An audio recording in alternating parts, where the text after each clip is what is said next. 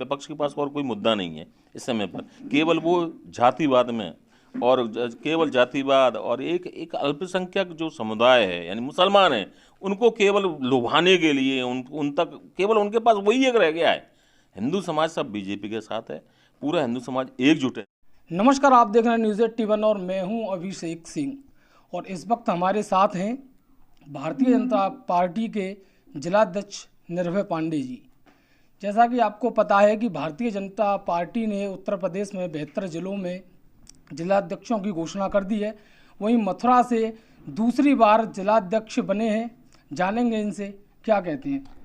जी बहुत बहुत स्वागत है आपका न्यूज़ नेशन 81 में। तो जिस प्रकार से दूसरी बार जिलाध्यक्ष आप बने हैं, पार्टी ने भरोसा जताया है, क्या कहेंगे?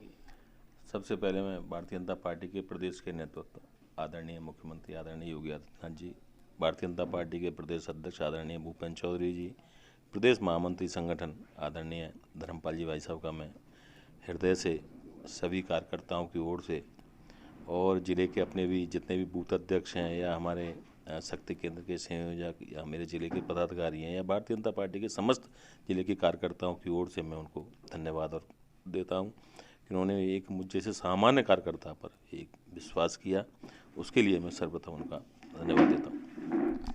तो अब पार्टी के लिए क्या प्राथमिकताएं आपकी रहेंगी? अब तक आपने कार्यकाल संभाला, काफ़ी अच्छा कार्य किया, अब ये दूसरी बार है। तो 2023 में जब मैं जिलाध्यक्ष बना था तो उस समय पर लोकसभा चुनाव हमारे पास था और लोकसभा चुनाव में भारतीय जनता पार्टी के प्रत्येक कार्यकर्ता ने अपने समस्त जनप्रतिनिधियों का आशीर्वाद लेकर उन सब का सहयोग लेते हुए हम सब लोगों ने बूथ तक हम लोगों ने काम किया, एक बूथ तक संरचना खड़ी की। बूथ की जो संरचना है वो हमारी पार्टी की संरचना है, लेकिन उसको एक्टिव हम लोगों ने उसको किया। उसका परिणाम आप सब लोगों के सामने है कि भारतीय जनता पार्टी की लोकप्रिय प्रत्याशी आदरणीय बहन हेमा मालिनी जी लगभग 3 लाख वोटों से अधिक से वोटों से जीती थी।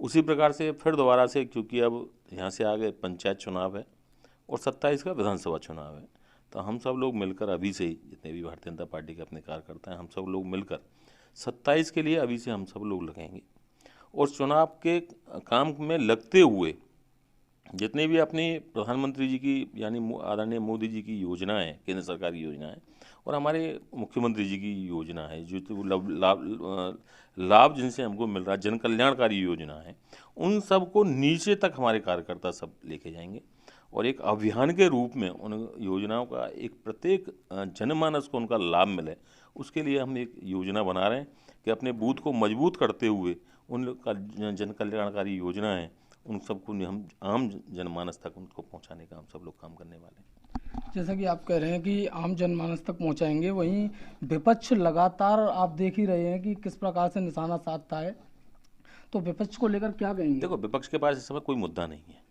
वो सब इस समय पर उल जुलूल बातों में उलझा हुआ है। केवल देश जो आदरणीय प्रधानमंत्री 2047 तक विकसित करने की बात कर रहे हैं कि 2047 तक भारत विकसित होगा। कांग्रेस ने 70 साल के इतिहास में कभी सोचा था कि भारत विकसित होगा? उनकी कोई सोच ही नहीं थी, लेकिन प्रधानमंत्री जी ने विकसित भारत के लिए एक विजन दिया और उन्होंने टाइम दिया, 2047 तक भारत विकसित बनेगा। तो अब ये सब इन सब चीज़ों से बौखलाहट के बाद में विपक्ष के पास और कोई मुद्दा नहीं है इस समय पर। केवल वो जातिवाद में और केवल जातिवाद और एक एक अल्पसंख्यक जो समुदाय है यानी मुसलमान है, उनको केवल लुभाने के लिए उन तक केवल उनके पास वही एक रह गया है। हिंदू समाज सब बीजेपी के साथ है, पूरा हिंदू समाज एकजुट है इस समय पर। और मोदी जी और योगी जी के नेतृत्व में जो प्रदेश योगी जी के नेतृत्व में प्रदेश और मोदी जी के नेतृत्व में जो देश आगे जाने वाला है, उसमें पूरा हिंदू समाज एकजुट होकर उन सबके साथ में है। और विपक्ष के पास कोई मुद्दा इस समय, सब आधारहीन है। और विपक्ष है कहाँ इस समय पर? विपक्ष कहाँ है? एक परिवार की पार्टियाँ हैं, वो एक परिवार है। चाहे वो बसपा का परिवार हो तो एक परिवार है, सपा का परिवार है वो एक परिवार है। पार्टी है ही कहाँ उनमें? ना उनका लोकतंत्र है ना कुछ है। विपक्ष का कहना है कि भारतीय जनता पार्टी जो है हिंदू मुस्लिम की राजनीति करती है, क्या कहेंगे? नहीं, इस देश में हिंदू की बात नहीं करेंगे तो क्या हम अरब में जाके बात करेंगे हिंदू की? हिंदुस्तान में हिंदू की बात होगी, इसमें क्या विषय है? इसमें मुसलमान है, इस देश में रहते हैं, जो योजनाओं का लाभ हिंदुओं को मिल रहा है, उन्हीं योजनाओं का लाभ मुसलमानों को मिल रहा है, लेकिन वो राष्ट्रभक्ति से जुड़ें, इस देश से जुड़ें। हमको ये नहीं कह रहे हैं कि वो क्या नाम है, अब अभी एक घटना है मध्य प्रदेश के अंदर, अरे भारत की टीम जीतती है तो वो देश की टीम है भाई, वो हिंदुस्तान की टीम है। और उसकी जीत की खुशी में कुछ नौजवान लोग निकलते हैं, नारेबाजी लगाते हैं, तो उन पर पथराव करते हैं ये विशेष समुदाय के लोग। क्यों कर रहे हैं भाई? तो क्या इस देश में एक हमारी जब भारत की वो क्या कोई भारतीय जनता पार्टी की टीम थी क्या? वो देश की टीम थी, वो मोदी जी योगी जी की टीम नहीं थी, वो 140 करोड़ देशवासियों की टीम थी। जब वो जीतती है और उस उत्साह में जब हमारे नौजवान निकलते हैं और उस पर पथराव करने का जब काम करते हैं, तो इनकी मानसिकता से अब मालूम पड़ता है कि ये मानसिकता इनकी दूषित है। तो इसलिए इनको मानसिकता बदलनी पड़ेगी, इस देश के लिए सोचना पड़ेगा, इन देश के लिए।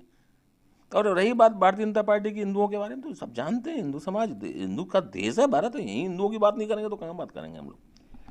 वहीं निर्भय जी, अगर मैं मथुरा की बात करूं तो जन समस्याएं भी तमाम हैं। वहीं सबसे बड़ी समस्या मथुरा में एक मुद्दा काफ़ी समय से चला आ रहा है, यमुना जी का मुद्दा। क्या कहेंगे यमुना जी का? देखिए, यमुना जी के बारे में मैं आपकी बात से सहमत हूँ, क्योंकि अभी पिछले टर्म तक हमारी दिल्ली में हमारी विरोधी सरकार थी। तो अभी आप हरियाणा में जाकर देखो, यमुना बिल्कुल शुद्ध है। उत्तराखंड से निकलती है यमुना जी, हरियाणा में आते आते बिल्कुल शुद्ध है। लेकिन दिल्ली की सरकार ने वो जानबूझकर यमुना जी को एक कर रखा था, गंदी कर रखा था। लेकिन वहाँ भी हमारी सरकार बनी है, तो निश्चित रूप से आने वाले समय में आप यमुना जी को बिल्कुल एक स्वच्छ निर्मल यमुना आप देखेंगे ऐसा। और रही स्थानीय उसकी बात, मैंने पूरे ज़िले में विद्यार्थी परिषद के समय से मैं जिला प्रमुख रहा हूँ, मैं गया हूँ, मैं माठ भी गया हूँ, मैं उस समय पर जब तो पूरा जिला एक होता था, गोवर्धन भी गया हूँ, बलदेव भी गया हूँ, मैं सब जगह देखा था। लेकिन आज अगर आप माठ में जाके देखेंगे, आप बलदेव में जाके देखेंगे आज, तो आज वास्तव में तस्वीर बदली है। विकास के बहुत सारे काम हुए हैं। और ऐसे आप कहीं भी जाओ माठ के अंदर, मुझे आश्चर्य होता था जब मैं पहले जाता था कहीं जाने के लिए, रोड नहीं थे।